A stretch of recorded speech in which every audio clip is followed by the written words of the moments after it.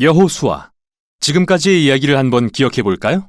하나님은 아브라함을 택하셔서 그의 가족이 이스라엘 민족이 되게 하십니다. 이들은 후에 이집트의 노예가 되는데 하나님은 모세를 통해 그들을 이집트에서 구하셨죠. 그리고 그들과 시내산에서 언약 관계를 맺은 후 광야로 인도하시는데요. 이스라엘이 약속의 땅 앞에 진을 쳤을 때 모세는 그들에게 하나님의 명령에 순종하길 요구합니다. 열방에 하나님이 어떤 분이신지 보이도록 말이죠. 이 책은 모세가 죽고 이스라엘이 약속의 땅에 들어갈 준비가 된 시점에서 시작합니다. 이야기는 크게 네 부분으로 구성됩니다. 먼저 여호수아가 이스라엘을 약속의 땅으로 인도합니다. 그러나 그곳에서 적이에 찬 가나안 족속들을 만나 전투를 벌이게 됩니다. 승리를 거둔 후 여호수아는 약속의 땅을 12지파에게 분배해주고 백성들에게 주는 마지막 설교로 이 책은 끝을 맺습니다. 그럼 어떻게 진행되는지 자세히 살펴보죠. 시작 부분에서 모세가 죽고 여호수아가 이스라엘의 새 지도자로 임명됩니다. 저자는 의도적으로 여호수아를 새로운 모세로 묘사하는데요. 모세가 그랬듯 그도 백성들에게 토라, 즉 하나님께 받은 시내산의 언약에 순종하길 요구합니다. 그리고 모세가 민수기 13, 14장에서 한 것처럼 그 땅에 정탐꾼들을 보내는데 이번에는 그때보다 훨씬 순조롭습니다. 몇몇 가나안 사람들은 돌이켜 이스라엘의 하나님을 따르게 될 정도로요. 그 후 여호수아는 온 이스라엘을 이끌고 요단강을 건너 약속의 땅에 들어갑니다. 출애굽할 때 모세 앞에 홍해가 갈라진 것처럼 이제 요단강이 갈라지고 제사장들이 언약궤를 메고 앞장서자 백성들이 따라 건너죠. 5장에서는 이야기가 전환됩니다.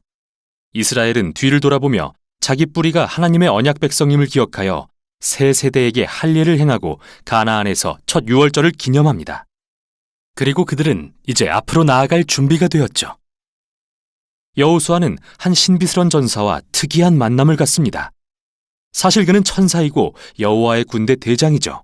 여호수아가 너는 우리 편이냐 우리 원수 편이냐 라고 묻자 그의 대답은 어느 편도 아니다. 정말 중요한 건 과연 여호수아가 하나님 편에 서 있냐는 겁니다. 결국 이 싸움은 이스라엘 대 가나안 족속의 대결이 아니라 바로 하나님의 전쟁이라는 거죠. 이스라엘의 역할은 그분의 계획이 성취되는 것을 보거나 가끔 지원군이 되는 거고요. 다음 부분이 그겁니다. 이스라엘이 주변 가나안 족속과 겪는 온갖 전투를 볼 수 있는데 앞부분에서는 두 개의 전투가 자세히 소개되고 뒷부분에서는 수년간에 걸친 전투들을 요약한 짧은 이야기들이 이어집니다. 처음의 두 전투는 여리고와 아이성을 상대한 것인데요. 이 두 전투는 하나님의 신실하심과 이스라엘의 불순종을 대조적으로 묘사합니다. 여리고성 전투에서 이스라엘은 완전히 수동적인 자세를 취하는데, 즉 하나님의 임재를 상징하는 언약궤를 따라 소리에 맞춰 6일 동안 성 주위를 돕니다. 마치 라합이 하나님께 의지하여 돌아섰듯이 여리고 사람들도 기회가 있었지만 그들은 그러지 않았습니다. 7일째 되는 날 제사장들이 나팔을 불자 성벽이 무너져 내리고 이스라엘은 승리를 거둡니다. 이 이야기의 핵심은 하나님은 그의 백성을 구하시는 분이며 이스라엘은 오직 신뢰하며 기다리면 된다는 겁니다. 그런데 다음의 아이성 전투는 정반대의 이야기를 기록합니다.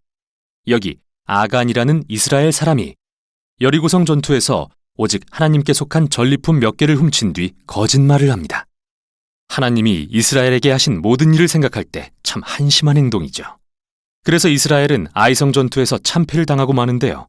하나님께 겸손히 회개하고 아간의 죄를 철저히 다루고 나서야 비로소 승리하게 되죠. 사실 이 두 이야기는 중요한 핵심을 알려주기 위해 함께 맨 앞에 배치되었습니다. 이스라엘이 약속의 땅을 상속받으려면 반드시 하나님의 명령을 순종하고 신뢰해야 한다는 것. 특별 대우란 없습니다. 두 번째 부분에는 기브온이라는 가나안 족속이 등장합니다. 그들은 라합처럼 돌이켜 이스라엘의 하나님을 따르기로 결정하고 이스라엘과 화친 조약을 맺죠.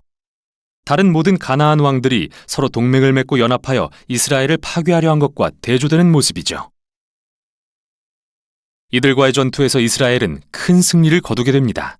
그리고 나서 이 부분은 모세와 여호수아가 거둔 모든 승리를 요약하며 마무리됩니다. 여기서 잠깐 멈추겠습니다. 지금까지 나온 전쟁과 폭력의 이야기들이 거슬릴 수도 있을 것 같아서요. 만일 예수를 따르는 분이라면 예수님은 원수를 사랑하라고 하시지 않았나 라는 의문이 들 텐데요. 왜 하나님은 전쟁을 선포하시는 걸까요? 첫째, 왜 가나안 족속일까요? 이에 대한 주요 이유들은 성경의 앞부분에 나와 있습니다. 가나안 족속의 문화는 도덕적으로 극도로 타락했는데 특히 성적으로 그랬죠. 레위기 18장을 확인해 보세요. 또 자녀를 제물로 바치는 관습도 널리 퍼져 있었는데 이 내용은 신명기 12장에 나옵니다. 하나님은 이스라엘이 이런 관습의 영향을 받는 걸 원치 않으셔서 가나안 족속을 떠나게 하신 겁니다. 여기서 두 번째 의문이 듭니다. 하나님은 정말 가나안 족속을 집단 학살하라고 명령하신 걸까요? 언뜻 보기에는 이 이야기들에 나오는 표현을 보면 이스라엘이 그들을 완전히 진멸하고 호흡이 있는 것은 하나도 남기지 않은 것처럼 보입니다.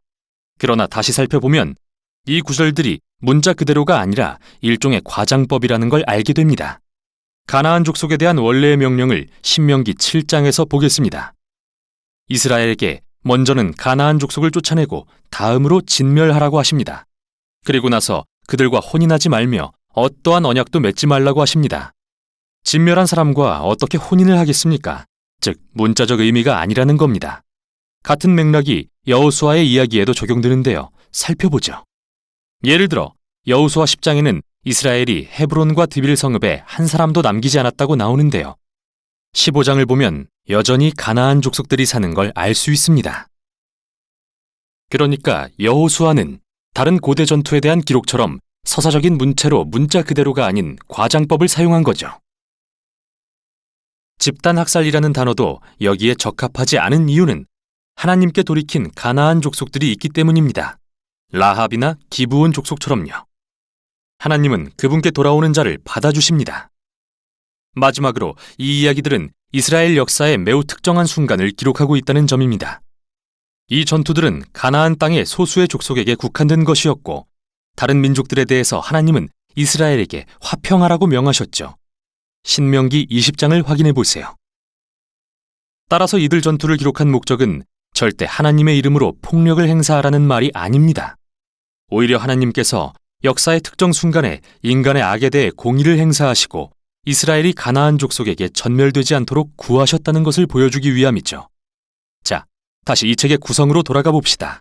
수년간의 전투 후 나이가 든 여호수아는 가나안 땅을 이스라엘의 12지파에게 분배하기 시작하는데요. 이 부분은 거의 다 경계선의 나열입니다. 솔직히 좀 지루하죠. 마치 그림 없는 지도를 읽는 것 같아서요. 그러나 이스라엘 백성에겐 이 목록이 매우 중요한데요. 하나님이 오래전에 아브라함에게 약속하신 내가 너의 자손에게 이 땅을 주겠다고 약속하신 말씀의 성취이기 때문이죠.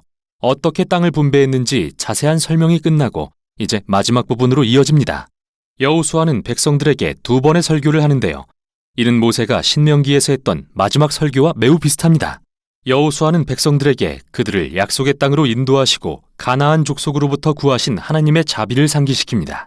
그리고 가나안의 우상들로부터 돌이켜 하나님과 맺은 언약에 신실하라고 요구합니다.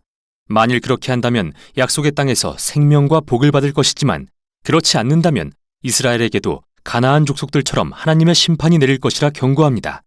약속의 땅에서 쫓겨나 포로가 될 것이라고요. 여호수아는 이스라엘에게 선택을 남기고 떠나는데요. 과연 그들은 무엇을 할까요? 이 중대한 질문을 남긴 채 끝이 납니다. 여기까지 여호수아였습니다.